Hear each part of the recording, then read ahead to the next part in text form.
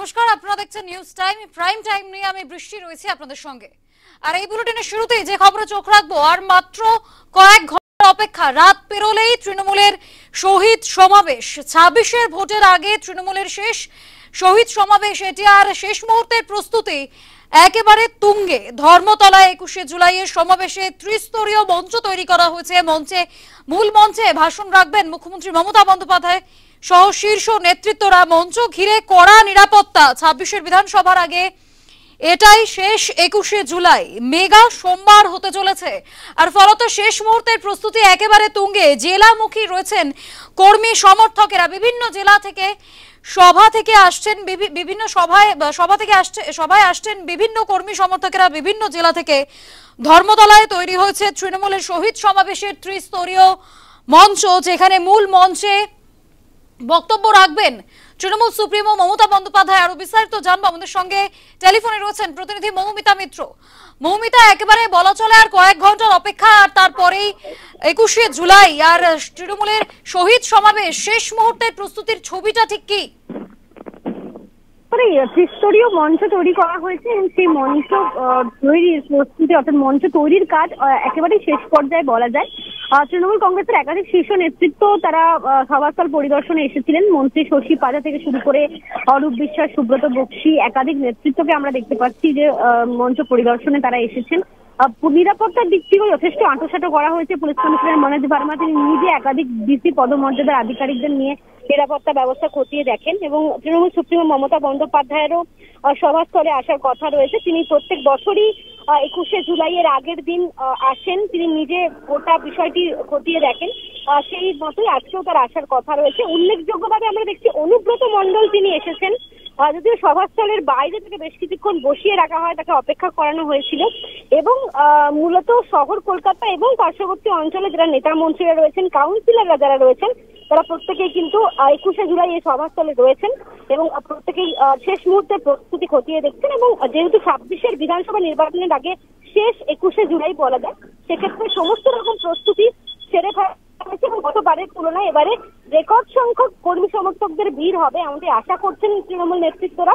এবং সব মিলিয়ে আগামীকালের সেই 21শে জুলাইয়ের প্রস্তুতি একেবারে সম্পূর্ণ বলা যায়। বিভিন্ন যে ক্যাম্প গুলো করা হয়েছে, ক্ষুদিরাম অনুশীলন কেন্দ্র বা গীতাঞ্জলি স্টেডিয়াম, সেখানেও কর্মী সমর্থকরা জেলা থেকে এসে গিয়েছেন।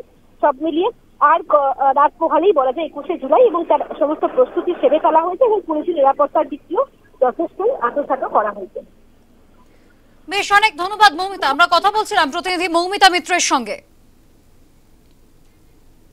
ফিরে আসলাম বিরতির পর। আপনারা দেখছেন প্রাইম টাইম। যে খবরে আমরা চোখ রাখছিলাম, আর মাত্র কয়েক ঘন্টার অপেক্ষা, তারপরে 21শে জুলাই শহীদ সমাবেশ। আর সেখানে এই মুহূর্তে একেবারে সরাসরি আমরা যে ছবি দেখাবো আপনাদেরকে, মুখ্যমন্ত্রী মমতা বন্দ্যোপাধ্যায়, তৃণমূল সুপ্রিমো মমতা বন্দ্যোপাধ্যায় পৌঁছে গিয়েছেন ধর্মতলার মূল মঞ্চে, যেখানে রাত পোহালেই পরের দিন অর্থাৎ 21শে জুলাই বক্তৃতা রাখবেন তৃণমূল সুপ্রিমো। সেই মঞ্চ একেবারে নিজে সমস্ত ব্যবস্থাপনা খতিয়ে দেখতে পৌঁছে গিয়েছেন তৃণমূল সুপ্রিমো মমতা বন্দ্যোপাধ্যায়। যে ছবি আপনারা দেখতে পাচ্ছেন,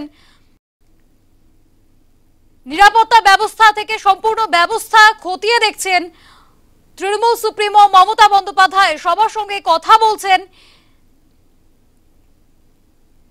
খতিয়ে দেখছেন সভাস্থলের পরিস্থিতি। যে ছবি আপনারা দেখছেন, তৃণমূল সুপ্রিমো মমতা বন্দ্যোপাধ্যায় নিজে ঘুরে সরজমিনে সম্পূর্ণটা পরীক্ষা করে দেখছেন। কালকের প্রস্তুতি ঠিক কতটা জোরদার সেটা আরো একবার নিশ্চিত করছেন তৃণমূল সুপ্রিমো। শেষ মুহূর্তের প্রস্তুতি একেবারে তুঙ্গে, আর তার আগেই সভাস্থলে এসে পৌঁছেছেন তৃণমূল সুপ্রিমো মমতা বন্দ্যোপাধ্যায়। নিজে সরজমিনে সমস্ত পরিস্থিতি খতিয়ে দেখছেন। মঞ্চ থেকে শুরু করে সম্পূর্ণ নিরাপত্তা ব্যবস্থা সবটা নিয়েই আলোচনা করছেন তৃণমূল সুপ্রিমো মমতা বন্দ্যোপাধ্যায়। মূল মঞ্চ থেকে যেখানে শহীদ সমাবেশের জন্য যে নেতা কর্মীরা এসেছেন তারা বসবেন, দাঁড়াবেন, সেই সমস্ত জায়গা নিজে পরীক্ষা করছেন তৃণমূল সুপ্রিমো মমতা বন্দ্যোপাধ্যায়। যে ছবি আপনারা দেখতে পাচ্ছেন,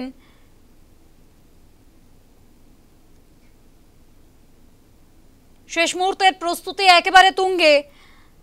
26-এর আগেই মেগা সোমবার হতে চলেছে আগামী 21শে জুলাই। 26-এর বিধানসভার আগে এটাই শেষ তৃণমূলের 21শে জুলাই, আর মেগা সোমবার হবে সেই দিনটি। জেলা থেকে বিভিন্ন কর্মী সমর্থকেরা ইতিমধ্যেই এসে পৌঁছেছেন বিভিন্ন জায়গায়। গীতাঞ্জলি স্টেডিয়ামে তাদেরকে থাকার ব্যবস্থা করা হয়েছে, ত্রিস্তরীয় মঞ্চ করা হয়েছে সেখানে। মঞ্চের দৈর্ঘ্য 40 ফুট, প্রস্থ 42 ফুট, লোহার কাঠামো দিয়ে তৈরি হয়েছে মঞ্চ। 80 ফুট দৈর্ঘ্য এবং 42 ফুট প্রস্থের লোহার কাঠামো দিয়ে তৈরি করা হয়েছে মঞ্চ। সেই মঞ্চে বসতে পারবেন 600 জন। মূল মঞ্চের উচ্চতা 13 ফুট, যেখানে বসবেন মমতা বন্দ্যোপাধ্যায়, অভিষেক বন্দ্যোপাধ্যায় সহ শীর্ষ নেতৃত্বেরা। ফিরে আসলাম বিরতির পর, আবারও সরাসরি চলে যাব ধর্মতলার মূল মঞ্চে শহীদ সমাবেশ, কারণ সেখানে মুখ্যমন্ত্রী মমতা বন্দ্যোপাধ্যায় নিজে উপস্থিত রয়েছেন। সমস্ত ব্যবস্থা পরিদর্শন করছেন তিনি, সভাস্থল পরিদর্শন করছেন তৃণমূল সুপ্রিমো মমতা বন্দ্যোপাধ্যায়। তার পাশাপাশি মুখ্যমন্ত্রী অর্থাৎ তৃণমূল সুপ্রিমো সভাস্থলে এসে পৌঁছানোর আগেই তৃণমূলের অন্যান্য নেতা মন্ত্রীরা তারাও সভাস্থল পরিদর্শন করেছেন। কি বলেছেন তারা, শুনবো ব্যাক টু ব্যাক। যে রেগুলার পড়াশোনা করে তাকে পরীক্ষার আগে পড়তে হয় নাকি? 365 দিন আমাদের নেত্রী মমতা বন্দ্যোপাধ্যায় মানব সেবায় কাজ করে যাচ্ছেন। 94টা সামাজিক প্রকল্প দিয়ে পিছিয়ে পড়া মানুষকে এগিয়ে নিয়ে আসছেন। আমরা 365 দিন মানুষের সুখ দুঃখে সামিল হচ্ছি। কিছু মানুষ আসছেন যাচ্ছেন, দুটো বড় বড় ডায়লগ দিচ্ছেন, তা কখনো 33 কোটি দেবদেবীর মধ্যে এক একজনকে বেছে নিচ্ছেন। তা তারা কী করবে? ওদের পড়াশুনো করতে হবে, ওরা পড়াশুনো করলেও ফেল করবে। আর আমরা সারা বছর পড়াশুনো করি, আমরাই ফার্স্ট হব।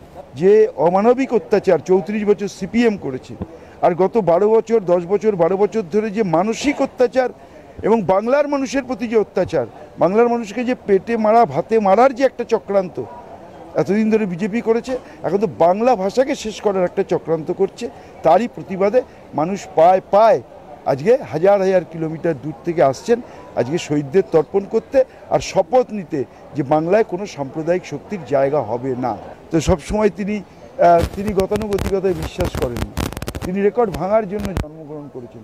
প্রত্যেকবারই 21শে জুলাই আর একটা গাড়ির 21শে জুলাই রেকর্ড ভেঙেছে, কিন্তু আমার মনে হয় এবারের 21শে জুলাই সর্বকালীন রেকর্ড হবে। হাইকোর্ট কী ভেবে দিয়েছে জানি না, আমরা তো বলেইছি যে প্রশাসনের কাজ করবে। হাইকোর্ট তার অর্ডার দিয়েছে, আমাদের যেটা করার সেটা আমরা করব। আমাদের কর্মী সমর্থকরা সবাই জানে, মানুষ আছেন আমাদের সাথে। 13 জন শহীদ, আর মনে করে দেখবেন যে 13ই মে 2011 আমাদের প্রথম নির্বাচনের ফলাফল, আর মাননীয়া মমতা বন্দ্যোপাধ্যায় মুখ্যমন্ত্রী হয়েছিলেন জনগণের আশীর্বাদে। সুতরাং 13-র এই যে তাদের শহীদ হওয়া, তাদের রক্তে এই মাটি রঞ্জিত হয়েছিল, তার জবাব দিয়ে দিয়েছে বাংলার মানুষ। একদিকে 21শে জুলাই রাত পোহালে আর তার প্রস্তুতি তুঙ্গে, অন্যদিকে 21শে জুলাইয়ের পাল্টা উত্তরকন্যা অভিযান বিজেপির। 21শে জুলাইয়ের পাল্টা উত্তরকন্যা অভিযান, কাল বিজেপি যুব মোর্চার উত্তরকন্যা অভিযান। হাইকোর্টের অনুমতি নিয়েই অভিযানের প্রস্তুতি শুরু হয়েছে।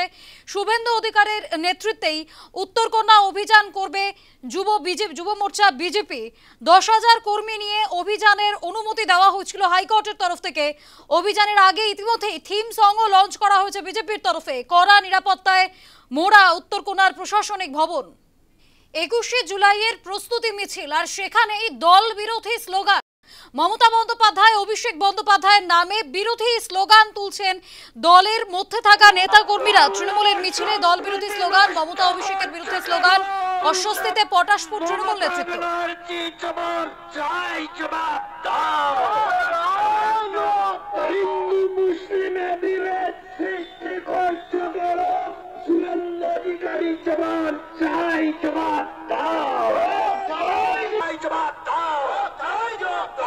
সম্প্রীতি নষ্ট করছে কেন অভিষেক মমতা ব্যানার্জি? জবাব চাই, জবাব দাও। ভাঙড়ের তৃণমূল নেতা রাজ্জাক খা খুনে এবার গ্রেফতার আরো এক। শনিবার রাতে চকমারিচার থেকে বাবু খা ওরফে হাসাকে গ্রেফতার করে পুলিশ। এখনো পর্যন্ত রাজ্জাক খুনে গ্রেফতার 8। তবে অন্যদিকে রাজ্জাক খুনে জড়িত রাজু মোল্লা বিজেপি কর্মী, এমনটা দাবি করছেন বিধায়ক শওকত মোল্লা। প্রায় লক্ষাধিক মানুষ গ্রামগঞ্জ থেকে এসছেন।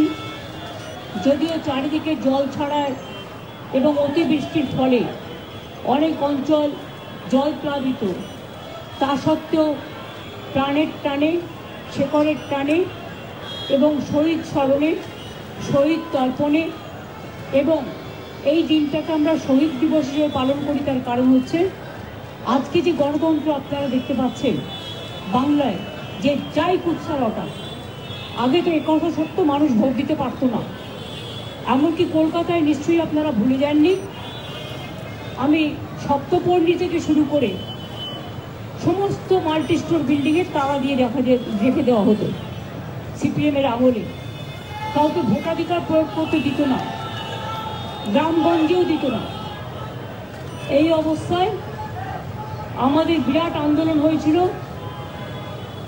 এবং সেই আন্দোলনকে দানা বাঁধতে গিয়ে সিপিএমের কোনো ক্ষমতা ছিল না সেদিন সেই আন্দোলন দমানোর।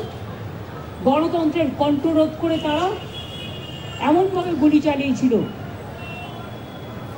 যে 13 জন স্পটে মারা গিয়েছিল এবং প্রায় 200 জনের মতো, তার মধ্যে 150 জন পুলিশের গুলিতে আহত হয়েছিল।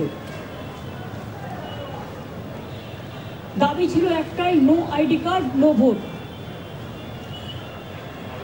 এবং সেশন নির্বাচন কমিশন হওয়ার পরে, তার আগে একজন অবজারভার হিসেবে এখানে এসেছিলেন, তিনি রিপোর্ট দিয়েছিলেন এবং সেই রিপোর্টের ভিত্তিতে এই no ID card, no vote এটা সেশনের সময় চালু হয়। তারপর থেকে মানুষ ভোট দেওয়ার অধিকারটা ফিরে পায়। এসব অনেক তথ্য, অনেক লড়াই, অনেক সংগ্রাম, অনেক জীবন যুদ্ধ, এই কাহিনী আজও ছড়িয়ে আছে। ডাবল ইঞ্জিন রাজ্যগুলোতে বিজেপি কাউকে ভোট দিতে দেয় না, আর সিপিএম শাসিত রাজ্য তো পশ্চিমবাংলায় আমরা হাতে নাতে ফল পেয়েছি। তাদের আবার বড় বড় কথা, কত ভাষণ দিয়ে বেড়াচ্ছে সোশ্যাল নেটওয়ার্ক তৈরি করে, পয়সার কোনো সীমারেখা নেই। কাজেই লড়াইটা কিন্তু লড়েছিল আমাদের সহকর্মীরা জীবন দিয়ে মাঠে ময়দানে। সেসব দিনের কথা স্মরণ করে এই দিনটিকে আমরা শহীদ দিবস, মামাটি দিবস হিসেবে উৎসর্গ করি। শহীদদের স্মরণে, 21শে জুলাইয়ের শহীদ সহ সমস্ত শহীদদের স্মরণে মামাটি মানুষ দিবস এবং গণতন্ত্র দিবস হিসেবে আমরা পালন করে থাকি। প্রায় 33 বছর ধরে এই প্রোগ্রাম এই জায়গাটায় হয়। তার কারণ এখানে অনেকগুলো প্রাণ লুকিয়ে পড়েছিল, আর এই এলাকাটা রক্তের বন্যা বয়ে গিয়েছিল। তাই আমাদের বছরে একটাই প্রোগ্রাম শহীদ স্মরণে আমরা এখানে করি। এবং এ নিয়েও অনেকের আপত্তি আছে, অনেকে আপত্তি জানায়। তাদের আমি বলি, তারা যখন নবান্ন অভিযান করেন পুলিশের পারমিশন ছাড়া, তখন আপত্তিটা কোথায় থাকে? আমাদের প্যারালাল প্রোগ্রাম করতে গিয়ে তাদের প্রোগ্রাম করতে হয়। তাদের যখন সেন্ট্রাল প্রোগ্রাম থাকে, আমরা তো প্যারালাল প্রোগ্রাম করি না। তৃণমূল কংগ্রেসের কাছ থেকে শিক্ষা নেওয়া উচিত, দেখা উচিত। আর কথায় কথায় চোর ডাকাত বলা, এছাড়া কোনো মুখের ভাষা নেই। কত মানুষের উপর অত্যাচার, বাংলা ভাষীদের উপর অত্যাচার। আমি সব ভাষাকে সম্মান করি এবং আমরা সব সম্মান করি সমস্ত রাজ্যের মানুষকে, কিন্তু এর মানে এটা নয় যে বাংলা ভাষায় কথা বললেই তাকে জেলে পুরে দিতে হবে। যাক গিয়ে সেসব কথাগুলো আগামীকাল মিটিং আছে, কালকে বলা যাবে। আপনাদের সবাইকে আহ্বান জানাবো, সবাইকেই আহ্বান জানাচ্ছি, ঝড় জল হলেও আসবেন, বর্ষা হলেও আসবেন। বর্ষায় ভেজা আমাদের অভ্যাস হয়ে গেছে, কারণ যারা জীবন দিয়েছেন তাদের চোখের অশ্রু এই দিনটা আমরা দেখতে পাই। হয়তো প্রকৃতি মায়ের আশীর্বাদেই বলুন, শুভেচ্ছাই বলুন, দোয়াতেই বলুন, জয় জোয়ারেই বলুন। কাজেই কালকের জন্য সবার কাছে আবেদন রইল, শান্তিপূর্ণভাবে আসুন, শান্তিপূর্ণভাবে আবার ফিরে যাবেন মিটিং করে। এবং 21শে জুলাই চিরকাল চলবে এই প্রোগ্রাম, কোনো দিনও বন্ধ হবে না। 21শে জুলাইয়ের প্রোগ্রাম শহীদ স্মরণের প্রোগ্রাম, গণতন্ত্র রক্ষা করার প্রোগ্রাম, মামাটি মানুষকে উৎসর্গ করার প্রোগ্রাম। এই প্রোগ্রামে চিরদিন আপনারা যেমন আসেন, চিরদিন আপনারা আসবেন এবং থাকবেন। ফিরে আসলাম বিরতির পর, আপনারা দেখছেন প্রাইম টাইম। আবারও সরাসরি দেখবো, ধর্মতলার মূল মঞ্চে পৌঁছে গিয়েছিলেন মুখ্যমন্ত্রী মমতা বন্দ্যোপাধ্যায়। অন্যদিকে গীতাঞ্জলি স্টেডিয়ামে রয়েছেন অভিষেক বন্দ্যোপাধ্যায়। ধর্মতলার মূল মঞ্চ থেকে তিনি বেশ কিছু বক্তব্য রেখেছেন। সেখানে তিনি বলছেন তৃণমূলের শহীদ দিবস নিয়ে অনেকের আপত্তি রয়েছে, এমনটাও বলেছেন মুখ্যমন্ত্রী। গণতন্ত্র ধ্বংস করেছিল বামেরা, ভোটাধিকার প্রয়োগ করতে দিত না। বিজেপির ডাবল ইঞ্জিন সরকারও কাউকে ভোট দিতে দেয় না। 21শে জুলাইয়ের ঠিক আগের দিন প্রস্তুতি খতিয়ে দেখতে ধর্মতলার মঞ্চে এসেছিলেন তৃণমূল সুপ্রিমো মমতা বন্দ্যোপাধ্যায়। সেখান থেকে ঠিক এমনটাই বক্তব্য রেখেছেন তিনি, যে ছবি আপনারা দেখতে পাচ্ছেন। শহীদ দিবস চিরকাল চলবে, বন্ধ হবে না, এমনটাই দাবি তৃণমূল সুপ্রিমো মমতা বন্দ্যোপাধ্যায়ের। 33 বছর ধরে আমরা এই অনুষ্ঠান করি, শহীদ স্মরণ চিরকাল চলবে, বন্ধ হবে না, এমনটাই বলেছেন তৃণমূল সুপ্রিমো মমতা বন্দ্যোপাধ্যায়। যে ছবি আপনারা দেখতে পাচ্ছেন, তৃণমূল সুপ্রিমো মমতা বন্দ্যোপাধ্যায় রাত পোহালেই 21শে জুলাই শেষ মুহূর্তের প্রস্তুতি একেবারে তুঙ্গে। আর সেখানেই ইতিমধ্যেই এসে পৌঁছেছিলেন মুখ্যমন্ত্রী মমতা বন্দ্যোপাধ্যায়। সেখান থেকে কিছুক্ষণ কথাও বলেছেন, কিছু বক্তব্যও রেখেছেন তিনি। সেখানে তার মূল বক্তব্যই ছিল তৃণমূলের শহীদ দিবস নিয়ে অনেকের আপত্তি রয়েছে। গণতন্ত্র ধ্বংস করেছিল বামেরা, ভোটাধিকার প্রয়োগ করতে দিত না। বিজেপির ডাবল ইঞ্জিন সরকার, তারাও একই কাজ করে, ভোট দিতে দেয় না। শহীদ স্মরণ চিরকাল চলবে, বন্ধ হবে না। 33 বছর ধরে আমরা এই অনুষ্ঠান করি, চিরকাল শহীদ স্মরণ চলবে, বন্ধ হবে না, এমনটাই বক্তব্য তৃণমূল সুপ্রিমো মমতা বন্দ্যোপাধ্যায়ের। পাটনার পারস হাসপাতালের আইসিইউর ভেতরে ঢুকে কুখ্যাত দুষ্কৃতী চন্দন মিশ্রকে খুনের ঘটনা ঘটে। গুলি করে খুন করা হয় তাকে। এবার সেই ঘটনায় গ্রেফতার মূল সুপারি কিলার তৌসিফ ওরফে বাদশা সহ আরো 4 জন। গাড়ির সিসিটিভি ফুটেজের সূত্র ধরে আনন্দপুরে যায় এসটিএফ। খুনের পর বিহার থেকে রাঁচি হয়ে কলকাতায় এসেছিলেন তারা। এরপরই ধৃতদের 22শে জুলাই পর্যন্ত ট্রানজিট রিমান্ড মঞ্জুর করে আলিপুর আদালত। 22শে জুলাই ধৃতদের বিহারের আদালতে পেশ করা হবে। সাঁইথিয়ার পর মল্লারপুর, বীরভূমে খুন তৃণমূল নেতা।